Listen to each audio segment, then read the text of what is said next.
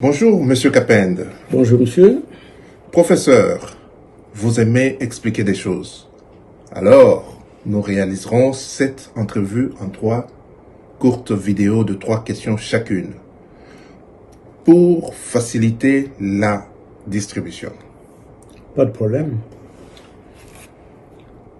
Politologue, linguiste, professeur et représentant de l'UDPS au Canada. Quel titre préférez-vous? Représentant parce que ce titre reflète mieux le mandat que je détiens de parler au nom du groupe UDPS Canada. Vous étiez en deuil? Mes condoléances. Merci. Vous êtes resté peu bavard depuis le discours de Jean-Marc Kabound par lequel il vilipende l'UDPS et Fachi.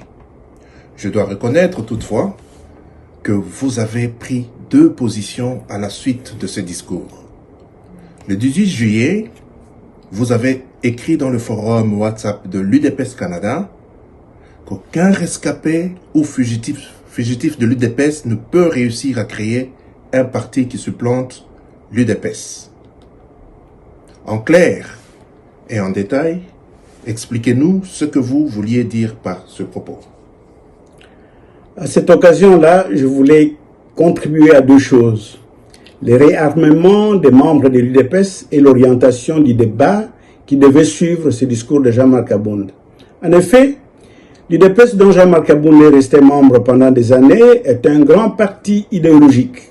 Contrairement aux autres partis dans le pays, c'est un parti avec une longue histoire et une base nationale.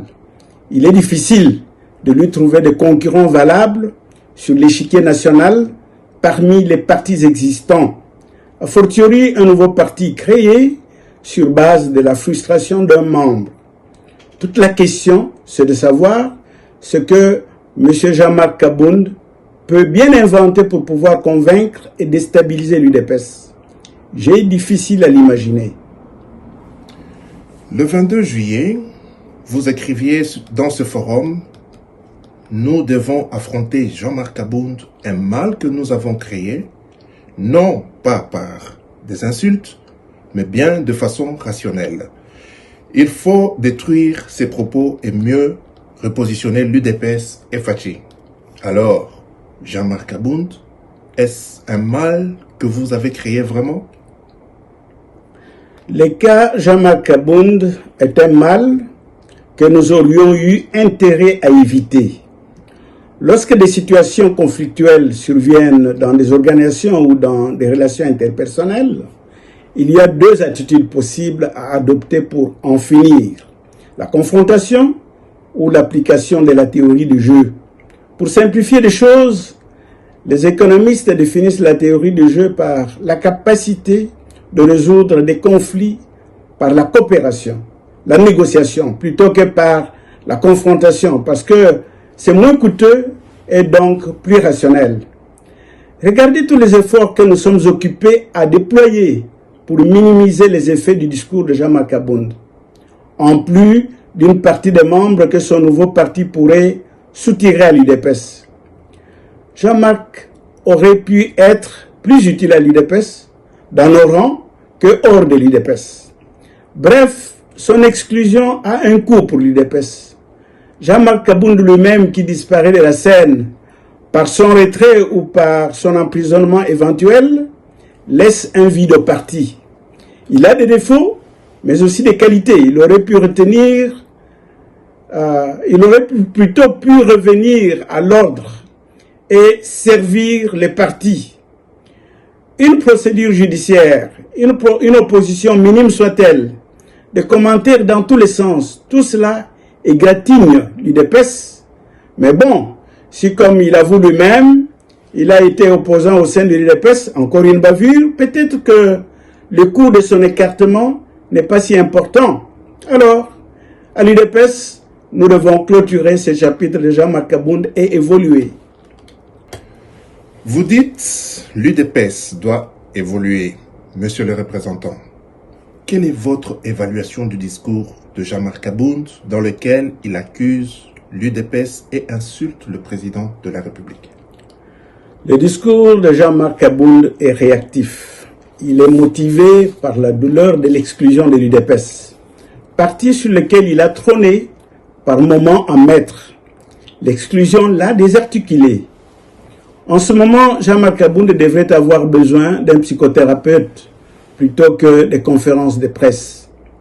Dans cet état de frustration et de colère, il lui est vraiment difficile de construire un discours rationnel qui s'émancipe de la vengeance et des calomnies. Des contradictions et la confusion dominent son discours. Il crée un parti de gauche alors qu'il quitte un parti de gauche. Il dit s'opposer au système politique du pays alors qu'il en fait partie. Il confond aussi des concepts, système politique, régime politique et pouvoir. S'il s'en prend à Félix Tshisekedi, président de la République, c'est en tant qu'autorité constituée, détenteur du pouvoir présidentiel dans un système républicain et un régime démocratique où lui, comme député, est acteur. Mais lui s'en prend à Tshisekedi comme système ou comme régime, alors qu'il n'est pas tout cela. Comme président de la République, Fachi est certes le gardien numéro 1 de l'état de droit, qui se veut un pouvoir pur plutôt que dévié, c'est-à-dire un pouvoir exercé dans l'intérêt général. Un pouvoir qui, même dans les contextes transitionnels actuels, se démarque du pouvoir dévié des régimes autoritaires précédents. Le pouvoir de Tshisekedi n'a rien de dictatorial, comme le caractérise Jean-Marc Abound. Des billets et des mauvais éléments ne manquent certes pas. Jean-Marc aurait pu convaincre en épinglant ce qui est déviant par rapport à l'état de droit et proposer des mesures correctives. Or, tout au long de son discours, il ne fait pas mention de l'état de droit. Je doute donc qu'il soit en mesure d'ébranler l'autorité et la légitimité de Tshisekedi. Okay. Selon Jean-Marc Abound, Fachi est un danger et il faut se débarrasser. Que pensez-vous de cette déclaration? C'est de la dramatisation fortuite, mon cher ami. Le problème, c'est plutôt lui, Jean-Marc Abound, qui est un danger pour tous ceux qui pourraient le suivre, parce que tant que son parti aura difficile à se démarquer de l'UDPS, il est appelé à se noyer comme tant d'autres dissidents avant lui. Comment un président qui se débat pour sortir le pays de l'abîme dans lequel il l'a trouvé peut-il être taxé de dangers publics? Fachi est certainement une solution pour les paradoxes congolais, pays à la fois riche et pauvre. Tenez, le contexte général qui précède l'avènement de Fachi, c'est celui du néo-patrimonialisme, c'est-à-dire un système politique où les dirigeants locaux étaient payés pour servir des intérêts privés étrangers. Lui arrive en 2019 avec le projet de l'état de droit, applicable même en travaillant avec des gens de l'ancien régime. Ce n'est pas facile, mais il parvient à séparer et à autonomiser les institutions de l'État, à rendre la justice indépendante et à permettre l'exercice des droits des citoyens. Ce faisant, il démocratise le système. Grâce à l'union sacrée, il stabilise le fonctionnement des institutions publiques.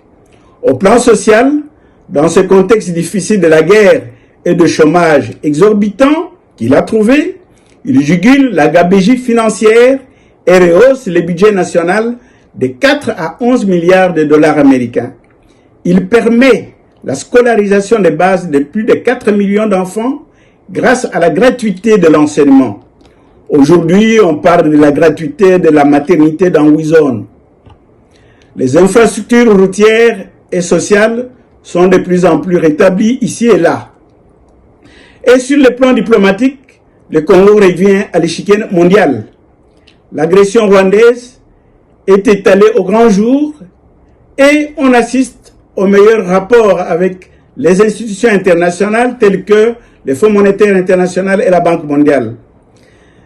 Les pratiques sournoises de la MONUSCO sont dénoncées et la fin de cette mission est aussitôt évoquée. C'est bien tout cela. Dans un contexte hostile, Fachi jette les bases du fonctionnement harmonieux de la République. Parlons un peu de l'union sacrée maintenant. Est-ce un frein ou une stratégie gagnante pour Fachi? L'union sacrée qui a démystifié la coalition déviée FCC-Cash à la fin de l'an 2020, bien comprise, est une union libre des députés affranchis de l'emprise des partis, sur base de la prise de conscience de travailler pour l'intérêt national plutôt que de servir des intérêts particuliers.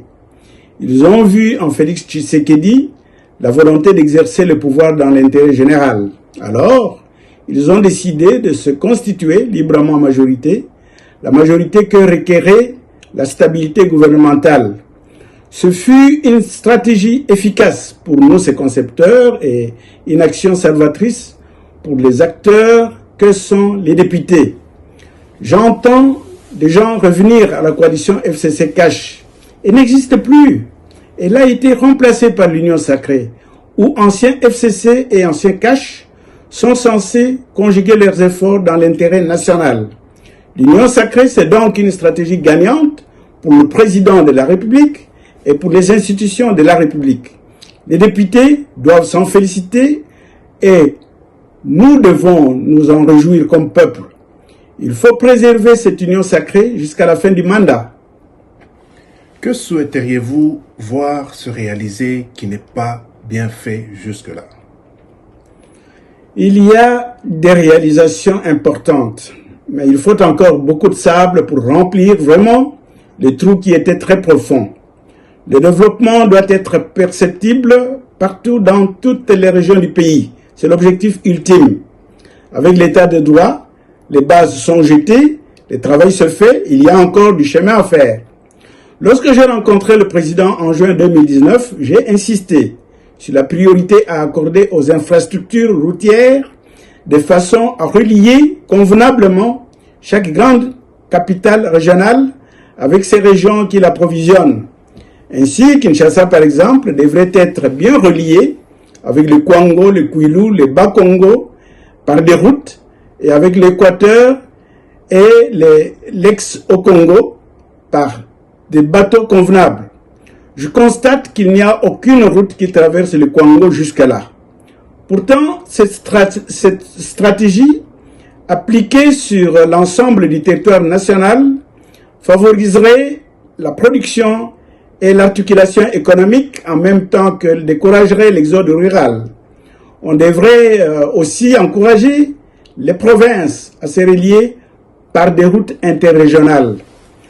Tout ceci préalablement au pont avec les 9 pays frontaliers. Il faut enfin que, pour un résultat optimal, le président de la République travaille de plus en plus avec des personnes avec qui il partage la même culture politique, la même idéologie, pour s'assurer du développement intégral et de la réalisation du vivre ensemble. Un mot à adresser au peuple congolais pendant ces temps de troubles, avec la guerre dans l'est du pays. Mes compatriotes, désormais, nous savons beaucoup de choses qui doivent aiguiser davantage notre conscience et notre patriotisme. Parmi celles-ci, à l'Est, ce n'est pas une rébellion. C'est une guerre injuste dans le Rwanda, et plus précisément, Kagame, son gouvernement et son armée sont les meneurs et les pourvoyeurs affichés du M23. Donc des pourvoyeurs en armes, en munitions et en hommes. Le Rwanda lui-même agit par procuration pour sécuriser les multinationales occidentales qui veulent maintenir l'exploitation de nos ressources minières au détriment du développement des Congolais. Nous devons tourner le dos à tout Congolais qui prêche ou pratique le tribalisme et la division, car seule notre union et notre patriotisme peuvent nous servir d'armes efficaces pour défendre notre souveraineté, préserver l'état de droit et pour développer notre nation. Savoir, c'est pouvoir. Ensemble, nous vaincrons. Pamoja tutashinda.